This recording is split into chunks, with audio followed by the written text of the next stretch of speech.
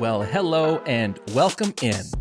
This is Word and the Wild, the 1-year Bible adventure with friends. My name is Owen, I'm your host and your guide, and together we are on a 12-month journey as a podcast plus community. On this journey, we read the Bible for ourselves, but not by ourselves. And just like that, here we are in week 2. Coming up ahead for us this week on the trail, we've got pits, prisons, and prostitutes. Not necessarily in that order. Oh man, who needs HBO when you've got Genesis? Am I right? Well, settle in, my friend. It's a real treat to be walking out this adventure with you. And a special hello to our Word and the Wild Plus community members. It's thanks to them we've got what we need to keep this show rolling. Last week, we got into all kinds of interesting conversations in our Word and the Wild Plus community. Just in the live stream Q&A alone, we talked about things like, is God plural? Were there humans outside the Garden of Eden? Where is Eden? How do we get back there? Why did God make the serpent so mean? Why did God give Adam and Eve animal skin clothes? When did polygamy start in the Bible? And why did God stop all the progress that was happening with the Tower of Babel? So it was pretty much just a roaring good time. If that sounds like something you'd like to be part of and enjoy, consider joining our Word and the Wild Plus community for yourself. There's all kinds of fun conversation going on inside, and it's not too late for you to jump in. There's info on how to do that over at wordandthewild.com and in the show notes for today's episode. And with that, let's jump into week 2. And we're picking up with the chronological Bible reading that's marked as January 8 through 14 in our Chrono Bibles. We are in the middle of the wild world that is Genesis. If you haven't picked up your copy of the Bible you're using or the plan chart that we have available for you, you can find a link to it in the show notes for this episode. Now, before we step ahead on the trail, I would not be doing my duty as your guide if we didn't take a look back at what we saw in week 1, and we saw a lot. We went all the way from the beginning of the universe, all the way through characters like Adam, Eve, Cain, Abel, Noah, all the way up to Abraham and his son Isaac, and even the start of Isaac's family with his wife Rebecca.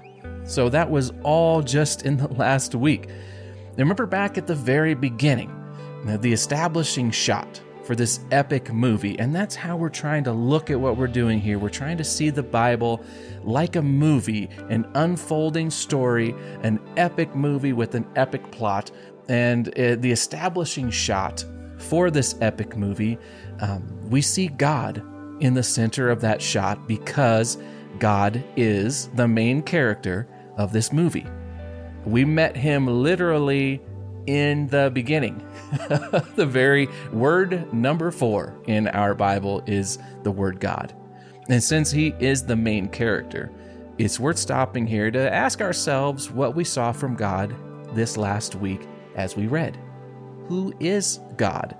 What is he like? What do we know about God so far?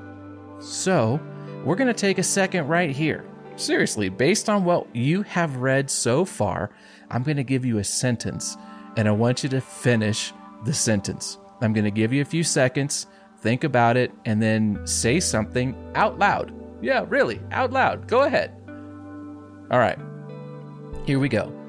Finish this sentence. God is blank. Okay?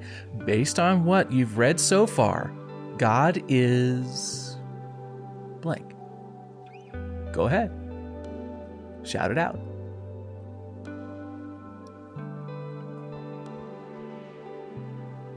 All right, well, here's what I've got as an answer to that, response to that sentence, finishing that sentence. So let's compare notes, all right?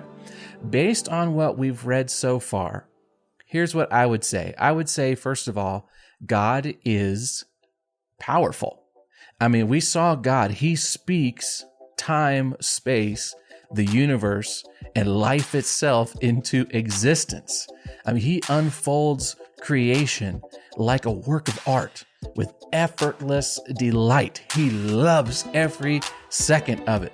This is God's universe, and we are all just living in it. That's how the Bible shows God. He's the unmatched, unquestioned owner of this whole thing. He's the creator. He holds his creation accountable. God is powerful. So there's one. How about another one? If I was going to finish that sentence, I'd say God is personal. He's a person. He interacts with people. I know maybe Captain Obvious here, but right, we got to start with the basics.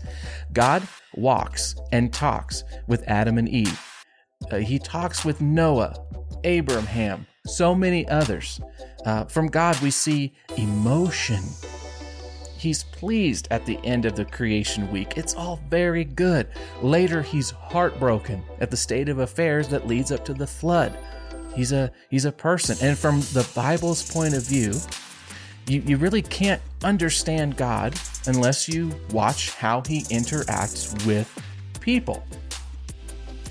It's through the isolation of Hagar that we discover the gem that God is the God who sees me, as she calls him. It's in the desperation of Abraham with that knife in his hand and Isaac up there on the mountaintop that we see that God is the Lord who provides. God isn't some distant observer. He's present, he's active, and he is interactive. God is personal. How about a couple more? I'll throw these out here. Here's another thing about God this week. We saw in week 1. God gives purpose. God gives everything he creates a role to play, a job to do, and he sets there the value of what he creates. This, to me, shines through with the very pinnacle of his creation, human beings.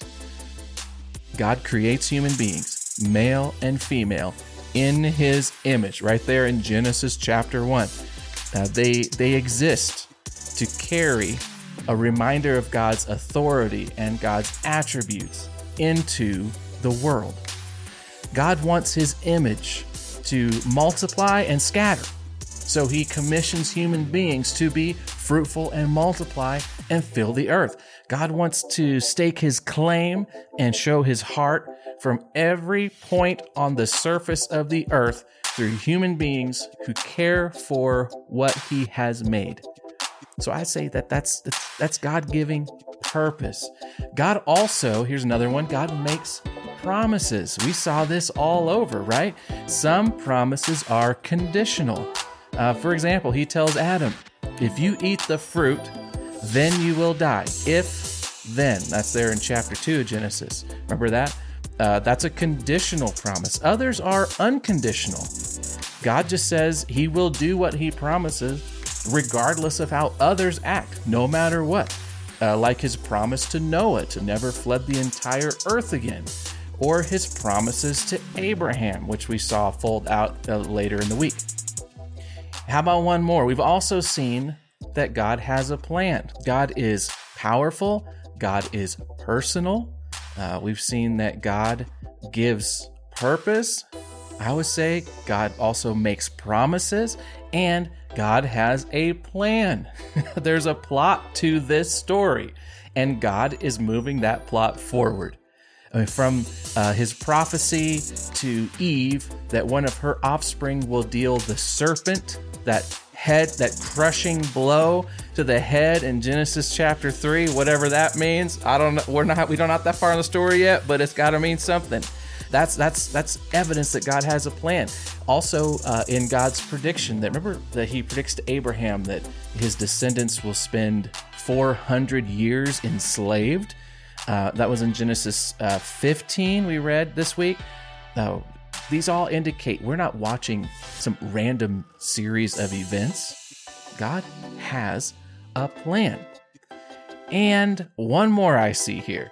God not only is powerful, personal, not only does God give purpose, make promises, and have a plan, but God walks a path.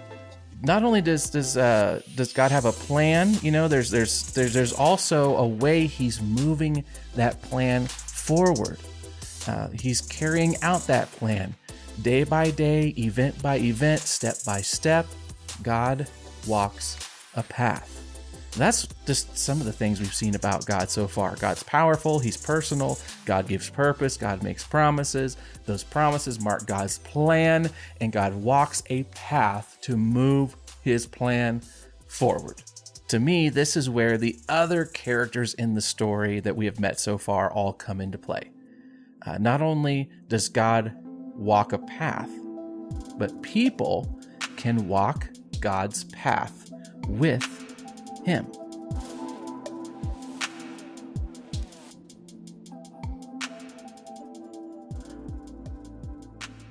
As we are looking back at week 1, there have been a lot of characters in the story so far. Colorful characters. Bible is just full of some really memorable people and stories. Some of them really stand out. I think of 3 guys. We met Enoch, we met Noah, we met Abraham, and these really stand out. These are people we can see that they are special. They get singled out. You've got Enoch. While everyone else in the story so far lives and dies in those genealogies, so-and-so begat so-and-so, and then so-and-so lived X years, and then they died. But Enoch, it's different. Enoch doesn't die, he disappears. Then you've got Noah. When God's creation fills him with sadness and regret, God comes to Noah, of all people, with this plan to reboot the world and build a giant boat. That's out there. And then you got Abraham. Now, this is a guy, on one hand, he's lying about his wife. He is fathering an illegitimate son who causes nothing but problems for himself, his family, and literally human history. And yet, God makes Abraham these unconditional promises to bless every family on earth through him, to give him a son, to give his descendants a permanent home, and to give Abraham and his family perhaps the greatest gift of all.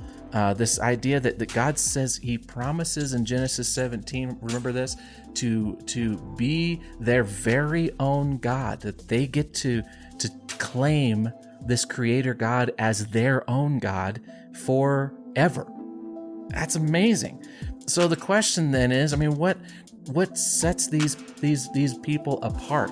What makes an Enoch, a Noah, and Abraham really stand out? And why does God interact with these particular characters so differently? Well, did you notice that each of these 3 guys, they have something in common? And it's in the way the Bible talks about these 3 guys as the story unfolds. They've got something in common. Let me show you what I mean. First of all, look at Enoch. It says in Genesis 5:24 that Enoch, it says, walked in close fellowship with God. And then look at Noah, the next chapter down, Genesis 6:9. It says Noah was the only blameless person living on earth at the time, and he walked in close fellowship with God. Same phrase. In a very similar turn of phrase, God invites Abraham to continue to walk faithfully with me, to serve me faithfully. It says in Genesis 17, verse 2. These 3 characters in the story are different because they have a different kind of interaction with God. While most people in their time did their own thing, these 3 men, it says they walked with God. And here in the story, as your guide, I've got to point out, we've got a major plot point here. It's the topic of faith, of relating to God. This is a big deal because God, we just we saw God is personal. He relates, he interacts with people. What's that relationship like? We get a couple clues from these guys around the idea of faith. And while we tend to think of faith as very digital, at least I do, it's like you either have faith or you don't. It's like it's an on or off switch. We see through these interactions between God and people, especially Enoch, especially Noah, and especially Abraham, that faith is really an idea it's more of a relationship. I would say even a friendship. In fact, later on in Isaiah, it's chapter 41, verse 8, it actually says that Abraham was called the friend of God. Abraham was God's friend. That's really interesting because friendship is somewhat fluid. It's not on or off a lot of the times. I mean, I have people in my life who, for a while, they're close friends, and then we kind of drift apart. Sometimes those people pull in close again, and we're friends again. Think about it, Abraham, right? 1 minute, he's having these great conversations with God. Next episode, he's over there sleeping with Hagar or lying to Pharaoh about his wife. And if you think of faith as like a have it or not kind of thing, you either have faith or don't. Well, a guy like Abraham's life, it's confusing. But if you think of faith as a friendship with God, then it makes more sense. Sometimes you can be a close friend, and other times, well, you kind of drift away. You lose touch. And faith is like that. I think we've seen that so far. It's this friendship with God. It's a relationship of trust, of honesty, of a willingness to let go of control. And a guy like an Abraham, a Noah, they didn't move down their own path, but instead they chose to walk with God as God takes his path and works his plan. God is a relationship you definitely want to maintain. We've seen that, right? God's the creator. To be apart from him is death. To be with him is life. I mean, Adam and Eve felt this in the garden. They chose their own path. They chose to walk away from the friendship, and they were banished from the garden, and so much unhappiness resulted. We saw this with Cain. We saw this with Lot. To walk with God is to enjoy blessing and friendship. To walk away from God is to take a path of shame, hurt, and harm. Faith, to be God's companion, to walk in close fellowship with him, to move with him on his path, to cooperate with his plan, to be God's friend. That is the place to be.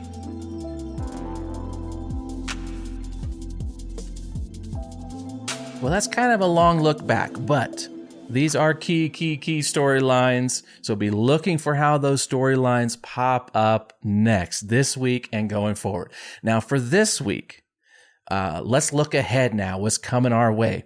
The focus of the story stays with Abraham's family. We're going to see Isaac, his son, and Isaac's wife, Rebekah. They're going to have a family of their own. And there are definitely going to be some like father, like son moments. Not going to spoil it for you, but look for those. You're going to see them and you're going to be like, wait, have I read this before? So that's Isaac and Rebekah. And while they are facing their very human problems, back in the background and through all of it, God, we're going to see him continue to work out his plan very intentionally, right? We're going to follow Isaac's son, Jacob, through a number of misadventures with romance and fatherhood. And we will meet the men who eventually give their names to 11 of the 12 tribes of Israel. That's coming up this week too. And if you're asking who's Israel, what are the tribes, what's all that, we'll just keep reading. That's what's coming up this week. And this week, we get to meet one of my absolute favorite characters in the entire story. His name is Joseph, and he takes a wild ride full of ups and downs, twists and turns. And as you watch his story play out this week, keep in mind what we've already seen about God, and keep in mind what it's like to have that close relationship with him, to recognize that God has a plan and a path, and see what that does in Joseph's life. And just like that, you, my friend, are all set for what's ahead on the trail. Don't forget, Word and the Wild is a Bible adventure with friends. Friends, that's a key part of this whole thing. So don't be going it alone out there. First thing you can do is just subscribe to this podcast so you get next week's episode delivered right to you. And then you can also join our Facebook community for some interaction there. And if you really want to take the interactivity up a notch, chip in a few bucks and become a member of the Word and the Wild Plus community. Lots of people already inside our safe, private online space where no question is a dumb question. Plus, you got things like the Friday bonus live stream Q&A, other extra events. There's more as well. And your membership is a thanks for your support for this little nonprofit endeavor we have going on here. And as such, it is tax deductible. Links to all that are in the show notes or over at wordandthewild.com. Word and the Wild is a Linehouse community. It's part of the Linehouse Community Network, a nonprofit organization with a mission to bring neighbors together to promote awareness, appreciation, and understanding of the Bible, because friendship and God's Word change lives and change cities. Word and the Wild is presented by the Lumavaz Podcast Network. Many thanks to our friends at Lumavaz for giving us a cozy podcast home. And with that, we're out. I'm Owen. I'm your host and your guide. Until next time, I'll see you out there on the trail in the Word and the Wild. Have a good one.